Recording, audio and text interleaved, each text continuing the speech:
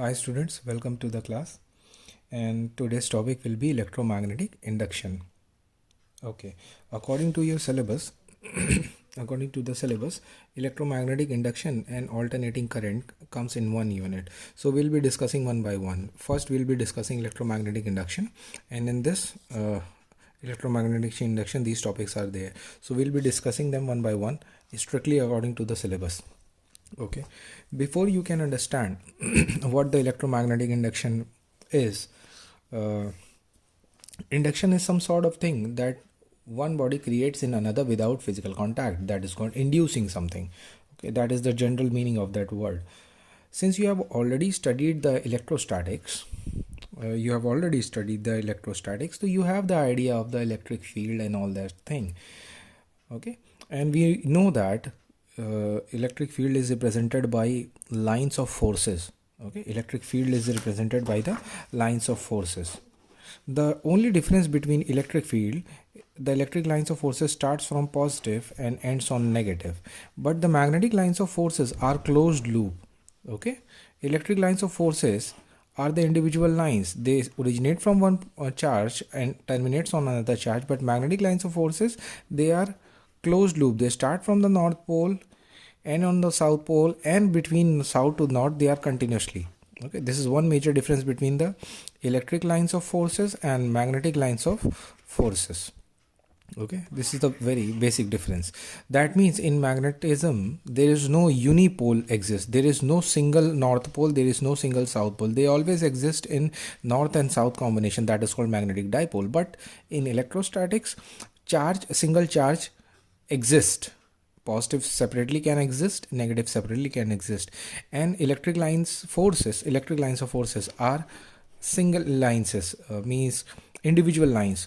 They are not cyclic, they are not closed loop, but magnetic lines of forces, they are closed loop. Okay, and from the electric idea, you know that how much lines of forces is passing through the area. For example, per unit area, this is the total area in which these lines are passing. So what we calculate, that how much lines of forces is passing per unit area, that is called electric flux. So we'll use our that knowledge of electric flux and we'll transpose it to the magnetism. Okay, even book also do this thing. Got it? Oh, listen, one thing is very what kind of thing is given. This is major mistake which I have found in the book.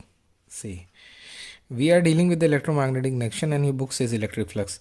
Please correct it over here. This could not be electric flux, this should be magnetic flux. Okay, since the symbol is also showing magnetic induction B, and by mistake they have written electric flux, just because the writer might have been trying to extend the idea of electric flux to the magnetic, and by mistake he has written this thing.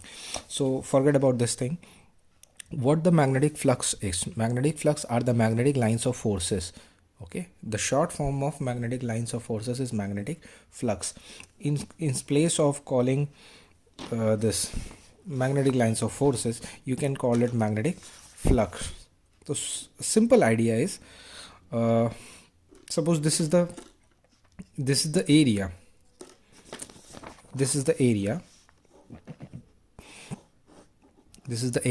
then how many lines of forces, okay, this is the area and this is the magnetic lines of forces. So how many lines of forces is passing through this area, that will be called your phi. Okay, phi B. B means magnetic flux, phi B. So for this, what you will do, you will take the product of, you know that area is represented by a area vector. Okay, you will take the area multiplied with the magnetic field at that point. That means B dot A, and that will be your BA cos theta, and that is the measure of magnetic flux linked to the area A. How many lines of forces is passing through this area, and that is your magnetic flux. It means if this is an area, if this is the area, I'll give you one very good example. Suppose these are the lines of forces, and if I place the area like this, that means nothing is passing through it. Why nothing is passing through it? Because this is the area, and the area vector is this. Area vector is always perpendicular to the area. Okay, this will be the area vector. So what will be the angle between this and this lines of forces? 90 degree, and cos 90 is 0. But if you hold the area like this, that means all the lines of forces are passing through the area. That in this position, this will be the area vector. So the theta will be 0 because the magnetic lines and area vector are parallel. Okay, in the same line. This is the I don't want to waste much time in explaining what the phi b. Simply understand that phi b is magnetic flux given by B dot A. Magnetic flux given by B dot A. And if we want to see what is the magnetic field will be, then phi b upon area vector. Okay. Phi b is what? Phi b is the magnetic flux divided by area, means how much lines of forces is passing through this. Suppose this total area is 4 meter square, then how much is passing through 1 meter square? This is 1 2 3 1 meter square, 1 meter square, 1 meter square, 1. Suppose this total area is 4 meter square, then how much lines are passing through unit area, means 1 meter square से कितना पास होता है. That is the measure of flux density. And the flux density is called the magnetic field. This symbol B is called magnetic induction. Okay, this symbol is called magnetic induction. So very quickly, what we have learned over here, this is the magnetic flux, not the electric flux. Phi is equals to BA. ये special case है जब आपका area और means दो चीज़ें देखिए, आप confuse मत होइएगा कि जब एरिया लाइन के परपेंडिकुलर हो, ठीक है, एरिया जो है लाइन के परपेंडिकुलर, कौन सी मैग्नेटिक फील्ड के परपेंडिकुलर है, ठीक, एरिया का प्लेन मैग्नेटिक फील्ड के परपेंडिकुलर है, बट एरिया वेक्टर अगर भूल गए हो आप लोग, what does it mean? If this is the area A, then draw a line whose length is, suppose this is 2 meter square, draw a line of 2 meter perpendicular to the plane, and this is your area vector. ठीक, एक vector draw करते हैं जिसका length का magnitude किसके equal होगा? Area के magnitude के, और वो एरिया के परपेंडिकुलर होता है. इसको कहते हैं एरिया वेक्टर. ये सब these are those knowledge which you should know from the class 11th and from the previous knowledge. Okay, in explaining this thing we are wasting much time. अगर आपको ये लेक्चर नहीं समझ में आता है, that means you have not studied the previous topics. Previous knowledge के lack ही आपको इस चैप्टर्स को या इस कंसेप्ट को समझने में प्रॉब्लम दे सकती है, nothing else. Okay, so and it's we have to go fast, we can do anything for that. So phi is the magnetic flux. That means flux, बार मैं बता रहा हूँ कि आप कंफ्यूज मत होइएगा. फ्लक्स का मतलब होता है मैग्नेटिक लाइन्स ऑफ फोर्सेस, कितनी पास हो रही हैं lines of forces per unit area, तो वो हो जाएगा फ्लक्स डेंसिटी. सिर्फ lines of forces magnetic flux. Okay, and magnetic field क्या होती है? Is the flux density, how many lines of forces are passing through, are present in unit area. Greater the concentration of the lines, stronger the field. That is why flux is given by, if you see this thing, magnetic field is phi b upon area. Greater the lines of forces per unit area, greater will be the magnetic field. Okay, I think now you have understood what the magnetic flux is. Okay, from now onwards in the future topics I'll be using the word magnetic flux or flux density. दिमाग में एकदम clear रखिएगा. Units और dimensions आप book से देख सकते हो. Dimension of phi B actually लिखना चाहिए इनको यहाँ पे, क्योंकि दो तरह के फ्लक्स हैं. इलेक्ट्रिक फ्लक्स में फाई ई लिखते हैं और फाई बी लिखते हैं मैग्नेटिक फ्लक्स में. One thing I have noted over here, see the magnetic induction B is also called magnetic flux density. ठीक है, by the formula it is also clear. The magnetic field, this is called induction, magnetic induction also called magnetic flux density. Exam में trick करके पूछते हैं council वाले. Now let's move on to the main topic which is our electromagnetic induction topic. Our main topic is electromagnetic induction. So let's study that topic. Let me arrange the book first. Okay. Electromagnetic induction एक line में अगर हम कह दें तो उसके लिए आपको फ्लक्स जानना ज़रूरी था, इसीलिए मैंने आपको पहले फ्लक्स बताया. ये रहा कोई कंडक्ट कॉइल पे. अच्छा, बाद में आते हैं. किसी कंडक्टर से Faraday's laws of electromagnetic induction discovered in 1831. Underline कर लीजिए, माइकल फेराडे ने इसको डिस्कवर किया था. ये अपने आप में एक्सपेरिमेंटल लॉ है जो कि दूसरे लॉ से डिराइव नहीं होता. अपने आप में it is a fundamental experimental law which can not be derived from other experimental law. ये याद रखिएगा. ठीक, इस लॉ के अकॉर्डिंग इन सिंपल टर्म मैं आपको बताता हूँ what does it mean. Magnetic lines of forces किसी एरिया से पास क्या कहना चाहिए, ये अगर एरिया है, suppose this is some sort of conductor. I should take some conductor. What should I take? oh let it be the my hand. this is a conductor. इस conductor से अगर लाइन मैग्नेटिक फ्लक्स, बुक कहेगी magnetic flux, किसी conductor से पास होने वाला magnetic flux, for example इस समय ये है, इस समय इसमें से कितनी लाइन्स ऑफ फोर्सेस पास हो रही हैं. Suppose these four fingers are the magnetic lines of forces. Then how many lines are passing through this flux? 0. Now 1, now 2, now 3, now 4. Okay, that means the lines of forces passing through this conductor is changed from 0 to 4. Okay, and now if I move it out again, अभी 4 है, 4 से 0. तो जब तक किसी conductor में से पास होने वाला फ्लक्स चेंज होता रहता है टाइम के साथ, तब तक उस कंडक्टर के एंड्स पे ईएमएफ जनरेट होता रहता है. That means one side will become positive, the other side will become negative. अगर इस कंडक्टर को कनेक्ट कर दें तो करंट बहने लगेगी. समझ में आया? So the EMF induced in the conductor due to the change of magnetic flux is called induced EMF, and if you connect the ends, the current will start flowing, and that is called induced current. I hope this makes sense to you. Okay, जो चीज़ अभी है आपको ऐसे show करिए. Suppose ये रहा conductor हमारा, this is our conductor, these are the lines of forces. ठीक, अभी इसमें से एक भी नहीं पास हो रही. Now 1 is passing, now 2 is passing, now 3 is passing, now 4 is passing. That means with time, lines of forces, that is I should say magnetic flux, changing with this area A.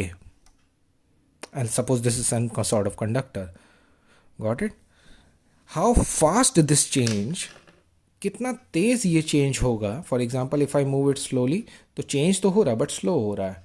जैसे ये change रुक जाएगा, EMF ख़त्म हो जाएगा. जब तक change होती रहेगी magnetic lines of forces passing through the area, that means magnetic flux. अब मैं टेक्निकल टर्म यूज़ कर रहा हूँ इसका. As long as the magnetic flux link to the conductor or the coil keeps on changing, the magnetic induced EMF will keep on generating at the ends of the conductor. यही चीज़ यहाँ पे भी लिखी होगी आपकी. If you read it out from your book, page number 465. Got it? The EMF and the induced current so produce an EMF is produced in the circuit if the circuit is closed. Current magnetic lines of force or magnetic flux passing through current change, circuit changes. किसी circuit या conductor से पास होने वाला magnetic flux जब तक change होता रहेगा. अब इस फिगर को आप क्विकली समझिए. ये है कोई कॉइल, ये रहा मैग्नेट. ठीक है, या सिंपल से ये समझ लो, ये रही हमारी कॉइल. ठीक, ये रही कॉइल. और let me see what I should take.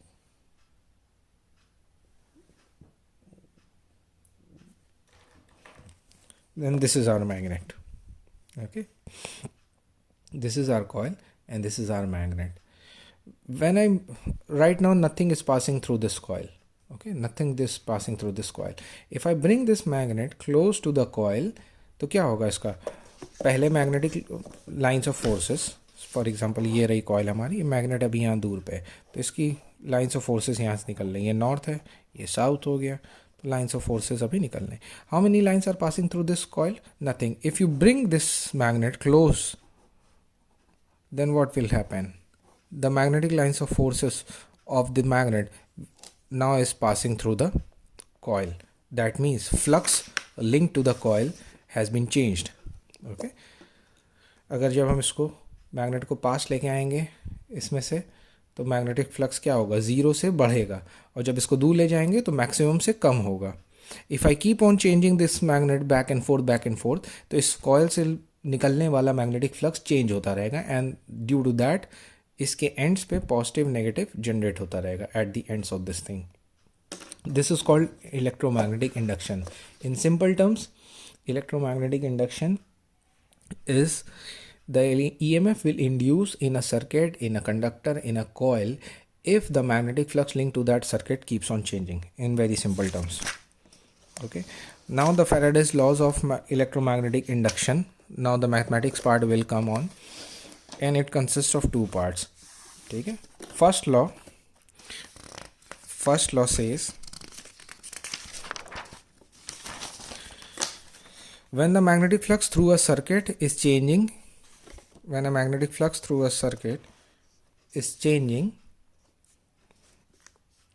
an induced EMF is set up in the circuit whose magnitude is equal to the negative rate of change of magnetic flux. परेशान होने की बात कुछ नहीं है, बहुत सिंपल से टर्म्स में है. कोई सर्किट है, उससे पास होने वाला मैग्नेटिक फ्लक्स चेंज हो रहा है. मैग्नेटिक फ्लक्स किससे रिप्रेजेंट करते हैं, फाई बी से. ये चेंज हो रहा है तो चेंज हम रिप्रेजेंट करते हैं डेल्टा से. ठीक है, चेंज हो रहा है किसके साथ, टाइम के साथ. That means delta t will also be there. मैं ये समझा रहा हूँ इक्वेशन में क्या क्या होना चाहिए. क्या जनरेट होता है एंड्स पे, EMF जनरेट होता है, तो स्मॉल ई होना चाहिए. Got it. Now it is saying EMF generated at the ends of a coil और अ सर्किट, जिसमें से magnetic flux is equals to the negative rate of change. That is negative rate of change means how much flux changes per unit time. Got it. बन गई equation. Words में याद करने की ज़रूरत नहीं, फॉर्मूले में याद रखो. EMF induced in a circuit is equals to the negative rate of change of magnetic flux link to the circuit. In simple terms this is also called Neumann's law. यही है आपका. अगर हमारा डेल्टा टी टाइम बहुत छोटा हो जाए, almost zero, तो you know that this symbol represent the change and this D also represent the change. फ़र्क इसमें इतना है, अगर ये चेंज मनी से अगर हम कहते हैं, तो ये सपोज़ ये चेंज जो है 1 पैसे का चेंज है, तो डी जो है 0.00000001 पैसे का चेंज है. Got it. ओके, तो अब हम यहाँ से पिकअप करते हैं. अगर इसमें एक ही टर्न है, नो प्रॉब्लम. इसमें n टर्न्स हो जाती हैं तो यहाँ n भी आ जाएगा, तो EMF will be minus n, है ना. अगर डेल्टा टी जो हमारा ऑलमोस्ट ज़ीरो है, तो our equation will be E is equals to minus d phi B by D t, negative rate of change of flux. अगर n टर्न्स हैं यहाँ पे, तो ये हो जाएगा n d phi B by D T. N को अगर अंदर ले जाते हैं तो it will be your minus d n, it's hard to write on a curved surface, d n phi B by D t. Okay, this is what's exactly written over here. N phi B को हम क्या कहते हैं, N phi B इसको कहते हैं magnetic flux linkages. ठीक, number of magnetic flux linkages in the coil. Coil बनती कैसे है, देखिए आप ध्यान से देखिए, कॉइल बनी कैसे है. एक turn, then second turn, then third turn. तो if they are N turns, तो कितने ऐसे लिंकेजेस जुड़ते जाना है. जितना टर्न दोगे उतना एक एक लिंकेज इसमें जुड़ता जाएगा. That is why the name is magnetic flux linkages. Okay, this is the first law. First law mathematical आपका प्रूफ देता है, that is EMF is equals to negative rate of change of magnetic flux. Got it. Second part इसका ये कहता है, कोई भी चीज़ आपने स्टेट में चेंज नहीं होने देना चाहती है. नेचर की टेंडेंसी ही ऐसी है, that is opposes the change. And human की भी टेंडेंसी है ना. आजकल तो सब ये कहते हैं, I don't want to get change. Okay, so that's a very bad example I think. So what it suggest, इसमें EMF इंड्यूस हो रहा है, दैट मीन्स इसमें करंट फ्लो करेगी. अगर इसको जोड़ दें एंड को, तो इसमें करंट फ्लो होने लगेगी. वो करंट जब इस सर्किट में फ्लो होगी तो अपनी खुद की मैग्नेटिक फील्ड बनाएगी, समझे? वो जो मैग्नेटिक फील्ड बनेगी दैट इज इंड्यूस्ड ईएमएफ से, इंड्यूस्ड करंट से जो मैग्नेटिक फील्ड इसमें बनेगी उसको कहेंगे इंड्यूस्ड मैग्नेटिक फील्ड। उसका डायरेक्शन ऐसा होगा कि वो अपने इंड्यूस करने वाले कॉज को यानी इस मैग्नेट को रोकना चाहेगा। Suppose this north pole is coming close to the coil, तो यहाँ पे इस साइड कौन सा पोल बने? नॉर्थ पोल बनेगा टू रिपेल इट। अगर इसको दूर ले जाओगे तो यहाँ कौन सा पोल बनेगा? South, to attract it. Simple terms में the direction of the induced EMF and current will be such that will always oppose the cause which is creating it. यानी इसके अंदर कारण क्या है जिसकी वजह से आपका इंड्यूस ईएमएफ बन रहा है? इसके अंदर का कारण ये है कि इसके अंदर से मैग्नेटिक फ्लक्स चेंज होता है। चाहे वो मैग्नेट पास दूर करने से करो या इसके बगल में एक और कॉइल रख दो, उसमें फील्ड दौड़ाओ, उसको चेंज करो, कोई भी वजह हो, जो भी कॉज होगा जिसकी वजह से इसके अंदर इंडक्शन हो रहा है, उस कॉज को इसके अंदर पैदा होने वाली करंट और ईएमएफ उस सोर्स को जो इसके अंदर इंड्यूस कर रहा है रोकने की कोशिश करेगा। जैसे for example a teacher is trying to create a good habit in you, तो सो अ चाइल्ड और a student try to oppose the source which is trying to change him. ठीक है, जो डिसिप्लिन सिखाना चाहता है तो उसको आप नहीं हमको नहीं करनी आदत, तो कॉज ये नेचुरल टेंडेंसी है, फिजिक्स लॉ है, ह्यूमन पे भी अप्लाई होता है। I think sometimes I find it that physics is applied to the human psychology and human traits also. And this second law is also known as Lenz's law. The direction of the induced EMF, जो induced EMF के अंदर current पैदा होगी उसको उस current का direction क्या होगा, उसके दो तरीके हैं। एक तो फ्लेमिंग्स राइट हैंड रूल है, दूसरा लेंजेस लॉ है। The direction of the induced EMF for the current in the circuit is such that it always opposes the cause that produces it. This is also called the Lenz law or Lenz's law. Okay, direction of the, अब कैसे find करेंगे? Stretch your finger like this, magnetic field, this will be the thumb will show you the direction of motion of the conductor, motion of the conductor and induced current. ठीक है, relative motion, magnet coil दोनों को move कर सकते हैं, सिर्फ coil को रख के मैग्नेट को मूव कर सकते हैं, मैग्नेट स्टेशनरी रख के कॉइल मूव कर सकते हैं। तीनों पोजीशन में होगा क्या? मैग्नेटिक फील्ड चेंज होगी इस कॉइल के अंदर। That is our case. Now I will be following exactly the book, page number 4 number 57। ये आपका फेराडेज लॉ है। E is equals to minus delta phi by या D phi by D T, N लगा देते हैं क्योंकि number of turns कितनी हो जाती हैं, एन। ये तो मिला EMF। ठीक है, ओम्स लॉ का फॉर्मूला क्या होता है? V is equals to I R, यहाँ V की जगह E यूज़ कर रहे हैं, E is equals to I R. Current चाहिए तो क्या मिलेगा? E upon R, no problem. Current चाहिए था E अपॉन आर। मान लिया इस कॉइल के अंदर का रेजिस्टेंस कितना है? R है।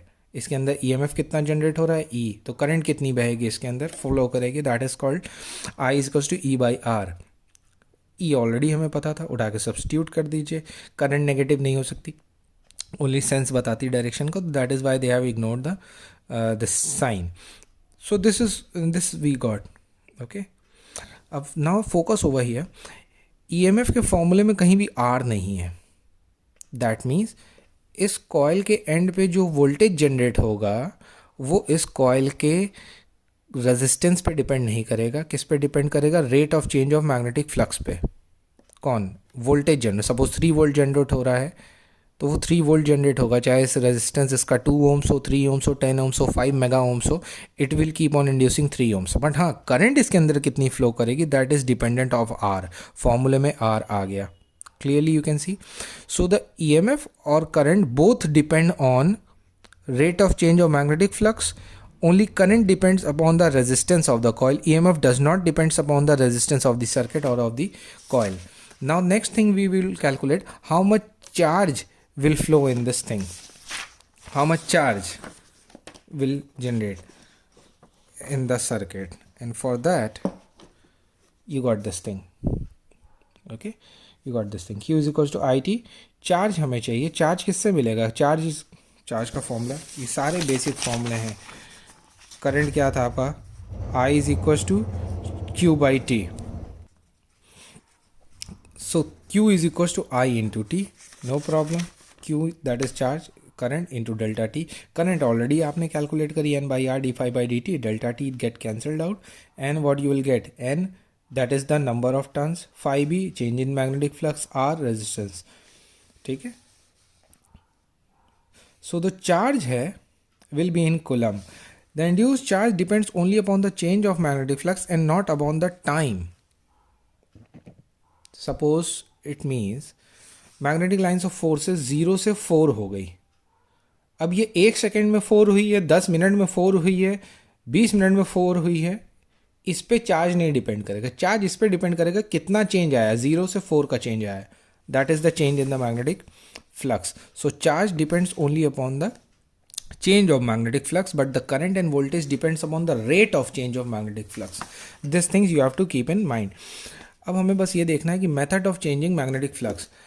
3 induced EMF और induced current के लिए आपको conditions note कर लीजिए. One condition, the conductor has to be there.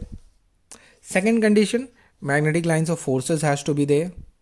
Third condition, there should be change in the magnetic field lines of forces, in short form magnetic flux. There should be change in magnetic flux passing through the coil. 3 condition हो गई. Conductor होना चाहिए, magnetic flux होना चाहिए, और वो magnetic flux conductor या coil में से चेंज होना चाहिए. जब ये तीनों कंडीशन पूरी होंगी तभी हमें इंड्यूस करंट या इंड्यूस ईएमएफ मिलेगा.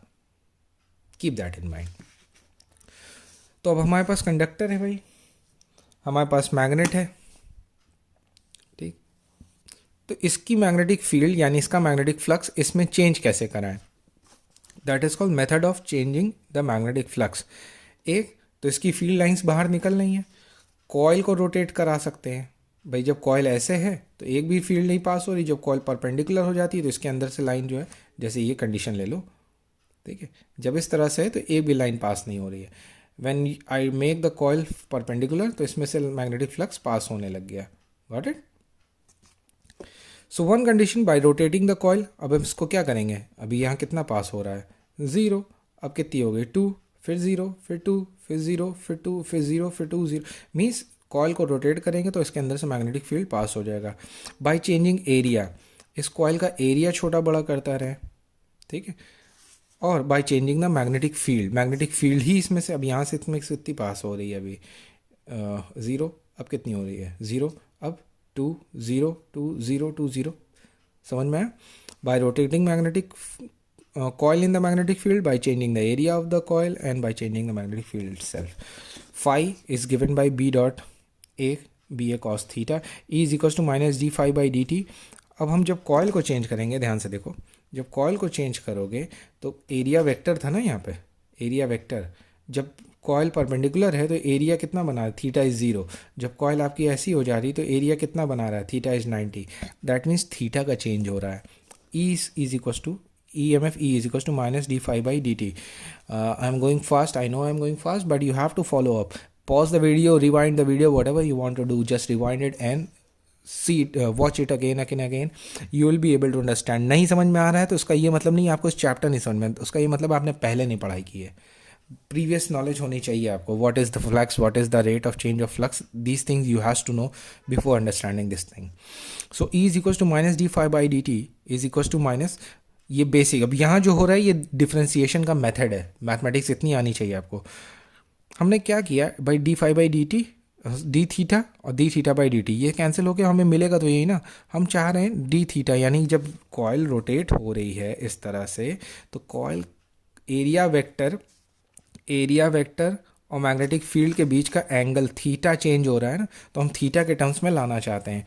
तो standard equation minus d phi by D t, उसको हमने यहाँ पे मैनिपुलेट करके लिखा d phi by d theta dot d theta by D t. ये डॉट कोई वेक्टर प्रोडक्ट नहीं है, just simple multiplication. D phi by d theta and d theta by D t. Theta क्या हो गया, आप ध्यान से देखो, यानी पर सेकेंड कितना एंगल चेंज हो रहा है, पर सेकेंड कितना रेडियंस का चेंज हो रहा है, that is the angular velocity. पर सेकेंड कितना एंगल चेंज हो रहा है, that is the how much coil changing its angle per second, that is called the angular velocity. Angle, higher the angular velocity, higher the rotation. Slower the angular velocity, slower the rotation. Okay, this is d theta by dt is angular velocity omega, carried from the chapter of simple harmonic motion from class 11th, जो पढ़ाया था आपको, वहाँ से ही आता omega. तो sine minus वाला minus minus Faraday's law से आ गया, d theta by D t omega हो गया. अब बच रहा d phi by d theta, no problem. Phi हमारा क्या है, B dot A, that is B A cos theta. Omega ऐसे ही रखेंगे, यानी डी बाई डी थीटा के टर्म्स में इसको करो, कॉस थीटा करे क्या होता है differentiation, minus sine theta. So what you will get, minus omega B A minus sine theta, minus minus will become plus, B A omega sine theta. जब coil को रोटेट करेंगे तो ये रहा आपका फॉर्मूला. बाय चेंजिंग एरिया, ध्यान से देखो, क्रॉस का मतलब है मैग्नेटिक लाइंस ऑफ फोर्सेस इसके अंदर जा रही हैं. तो जब एरिया बाहर की तरफ स्वैप करोगे, एरिया बाहर की तरफ स्वैप करोगे, you will get the smaller and smaller area by changing magnetic field, that is minus a cos theta by d phi by dt, dt db by dt, db by dt यानी magnetic field अपने आप में change हो रही है. Motion of a straight conductor in a uniform magnetic field.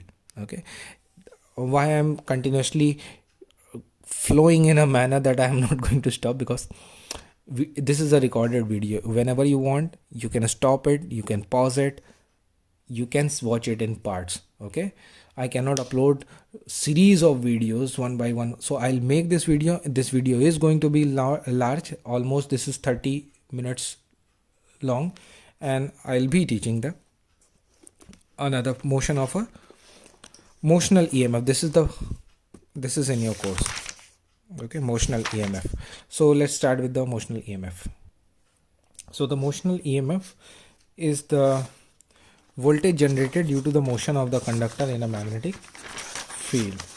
Okay, very quickly I will explain it. Suppose in this area, this is the magnetic field. See this diagram, figure number 7 in your book. Okay, I'll again draw it and explain it. इस magnetic field के अंदर आपका कोई conductor है already. Okay, this is the conductor. ये point J है, ये point K है. लेंथ इस कंडक्टर की कितनी है, L है. The length of the conductor is L. Okay, ठीक. तो ये कंडक्टर, इसके अंदर आपके क्या होंगे, फ्री इलेक्ट्रॉन्स भी होंगे और पॉजिटिव आयंस भी होंगे. ये कंडक्टर राइट साइड में, this is moving with a velocity v.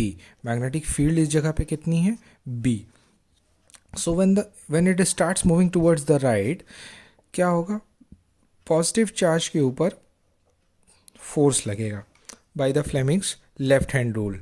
Velocity, magnetic field कहाँ है, इनटू द पेज, वेलोसिटी इस साइड है, फोर्स अप, तो ऊपर क्या लगेगा, F मैग्नेटिक, पॉजिटिव चार्ज पे. सिमिलरली इसी मैग्नेटिक पे नेगेटिव चार्ज पे फोर्स क्या लगेगा, यहाँ ले लेते हैं. नेगेटिव चार्ज पे फोर्स क्या लगेगा, downward, F sorry, this magnetic force F, this magnetic force F. This is what happening. See, positive charge पे फ्लेमिंग्स लेफ्ट हैंड रूल के थ्रू इसमें, और उसी का अपोजिट हो जाता है नेगेटिव पे, तो मैग्नेटिक फोर्स लग रहा है. ठीक, जैसे ऐसे ये क्या होगा, अब इलेक्ट्रॉन जो है एक्यूमुलेट होने लगेगा इस साइड पे, तो this side will become negative, this side will obviously will become positive. तो इस कंडक्टर में इलेक्ट्रिक फील्ड भी सेटअप हो जाएगी, जिसका डायरेक्शन क्या होगा, E, पॉजिटिव से नेगेटिव की तरफ. ठीक, पॉजिटिव चार्ज पे फील्ड के डायरेक्शन में फोर्स लगता है, तो this will be F electric, और नेगेटिव चार्ज पे अबव लगता है F इलेक्ट्रिक. सिंपल सा यार, पॉजिटिव चार्ज है, इलेक्ट्रिक फील्ड है, तो फोर्स क्या लगेगा, इलेक्ट्रिक फोर्स. ये इलेक्ट्रिक फील्ड, फील्ड के डायरेक्शन में. नेगेटिव चार्ज पे फील्ड्स के अपोजिट फोर्स लगता है, कौन सा, इलेक्ट्रिक. ठीक, मैग्नेटिक फोर्स के लिए Fleming's left hand rule, electric force के लिए हमें पता है फील्ड डायरेक्शन में लगता है. तो हर चार्ज पे, दैट इज पॉजिटिव आयंस पे जो एटम्स रह गए हैं, उन पे क्या लग रहा है, magnetic force, electric force. Okay, electrons जो हैं कंडक्टर के अंदर, उन पे भी डाउनवर्ड डायरेक्शन में लग रहा है मैग्नेटिक फोर्स, अपवर्ड डायरेक्शन में क्या लग रहा है, इलेक्ट्रिक फोर्स. हुआ क्या, इसने राइट में ट्रैवल करना शुरू किया, किसने, कंडक्टर ने. ये रॉड है L लेंथ की, राइट में मूव किया with velocity v. Magnetic field पहले से प्रेजेंट थी यहाँ पे, तो इसके अंदर मैग्नेटिक फोर्स लगेगा. Force is equals to, magnetic force Fm is equals to q v cross b. ठीक है, याद आया? तो क्या होता था हमारा q we B sine theta. Theta यहाँ पे क्या है भाई, वेलोसिटी ये रही, फील्ड अंदर है, थीटा 90 है, तो you will get q we B. ये क्या है, एफ एम। और उसी तरह एफ इलेक्ट्रिक जो होगा वो क्यू इंटू ई होता है, अगर भूले नहीं हो तो, इलेक्ट्रोस्टैटिक्स। समझ में आया? दो तरह के फोर्सेस लग रहे हैं। Now come back to the book. I hope you can see the book. Let me zoom in little bit. Okay. You can clearly see now electric field, electric force, magnetic force दोनों है। यानी इस जगह पे magnetic field पहले से present थी, motion की वजह से चार्ज सेपरेट हो गए, तो इलेक्ट्रिक फील्ड भी अब आ गई। इलेक्ट्रिक फील्ड कितनी आएगी? इलेक्ट्रिक फील्ड होती है, सपोज इसके एंड पे वोल्टेज कितना जनरेट हो रहा है, V, टोटल लेंथ कितनी, L, तो electric field will be V by L. Electric force is Q into E. अभी यहाँ पे दिखा है electric force Q into E, ठीक है। इसकी वेलोसिटी आपकी चलती चली जाएगी, एक पॉइंट आएगा, जैसे जैसे ये चार्ज सेपरेट होते जाएंगे, मैग्नेटिक फोर्स तो ऑलरेडी परमानेंटली बना हुआ है, as the charge keep on separating, किसी पर्टिकुलर V पे जा करके इलेक्ट्रिक, हर चार्ज पे लगने वाला मैग्नेटिक इलेक्ट्रिक फोर्स, ध्यान से देखो दोनों का डायरेक्शन वर्टिकली अपोजिट है एक दूसरे के, ऐसा होगा कि electric force will become equal to magnetic force, और वहाँ फर्दर चार्जेस का सेपरेशन रुक जाएगा। किस पे? एक पर्टिकुलर वोल्टेज V पहुँचने पे। जैसे जैसे चार्ज सेपरेट हो रहे हैं, वोल्टेज बनता जा रहा है, इंड्यूस ईएमएफ इतना बनेगा जिसकी वजह से इलेक्ट्रिक फील्ड बन रही है यहाँ पे, और इलेक्ट्रिक और मैग्नेटिक फोर्सेस बैलेंस आउट कर जाएंगे। Got it?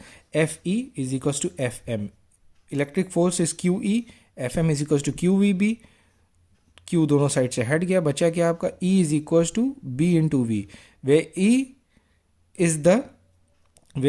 Is your electric field, B is magnetic field, V is velocity. E is equals to capital V यानी voltage at the ends of the conductor, L is length of the conductor. उठा के यहाँ substitute कर देंगे, what you will gate, सी यहाँ से आप देख रहे हो, यहाँ हमको मिला क्या, E is equals to B into v, और E is equals to V by L आपने निकाला था, V बाई एल रख दीजिए, what you will get B into small v। So finally what you will get, capital voltage V is equals to B small v। This is not new, this is L। ये EMF है, ठीक, motional EMF। क्यों? Length conductor के move करने की वजह से EMF generate हो रहा है, that is called motional EMF, and is given by BVL। Okay, this is all about your electromagnetic induction, and I think we have covered quite a lot of stuff. Electromagnetic induction, magnetic flux, change in flux, rate of change of flux, and induced EMF, Faraday's laws of Lenz's law, motional EMF we have done, and power is equals to I square by R। power is equals to, power का formula यार class 10th में एक topic पढ़ा था, power is equals to I square R और also equals to V square by R। V आपको ये मिल गया है, इसका स्क्वायर कर दोगे तो आपको पावर क्या मिल जाएगी। सपोज अगर इसको एंड कर देते हैं, यहाँ करंट फ्लो होने का लगती है, इसका रेजिस्टेंस कितना होगा, R। So what you will get, V square by R। Power is equals to BVL square by R। Same thing is written over here, BLV square by R। Okay, this is the qualitative and quantitative discussion about your electromagnetic induction topic. Next we'll discuss about the self induction, mutual induction, and the concept of transformer in the next part 2 of this video. Thank you.